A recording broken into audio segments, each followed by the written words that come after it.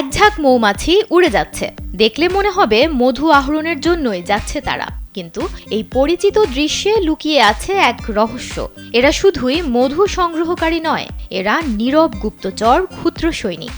এই ক্ষুদ্র পতঙ্গগুলোর মাথার উপর বসানো আছে বিশেষ এক ধরনের অত্যাধুনিক ডিভাইস। এদের ব্যবহার করা হতে পারে সামরিক নজরদারিতে, যেখানে মানুষের পক্ষে পৌঁছানো কঠিন। শুধুমাত্র তাই নয়, দুর্যোগের ভয়াবহতার পর ধ্বংসস্তূপের নিচে প্রাণের সন্ধানেও এরা হয়ে উঠতে পারে উদ্ধার অভিযানের শেষ ভরসা।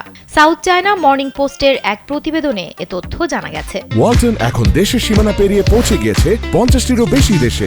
ওয়ালটন, ঘরে ঘরে, বিশ্বজুড়ে। প্রতিবেদনে বলা হয়েছে, মাত্র 74 মিলিগ্রাম ওজনের এই চিপটি এখনো পর্যন্ত তৈরি সবচেয়ে হালকা পোকামাকড়ের মস্তিষ্ক নিয়ন্ত্রক, যা তৈরি করেছে বেইজিং ইনস্টিটিউট অফ টেকনোলজিতে অধ্যাপক ঝাও ঝিলিয়াংয়ের একটি টিম।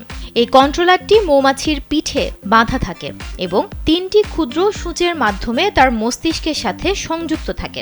এগুলো বৈদ্যুতিক স্পন্দন পাঠায়, যা মৌমাছিকে কোন দিকে উঠতে হবে তা বলে দেয়। ল্যাব পরীক্ষায় দেখা গেছে মৌমাছিরা 90% সময় সঠিকভাবে আদেশ অনুসরণ করেছে।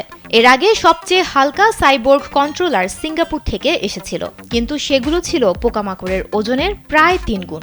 এর ফলে এটি পোকামাকড় নিয়ন্ত্রণ করতে পারলেও ওজন বেশি হওয়ার কারণে পোকামাকড় সহজেই ক্লান্ত হয়ে পড়ত। বিটল এবং তেলাপোকার ওপর কাজ করা পুরনো সিস্টেমের তুলনায় এই চিপটি অনেক হালকা এবং পোকামাকড়ের ওপর কম চাপ দেয়, যা তাদের দীর্ঘক্ষণ উঠতে সাহায্য করে।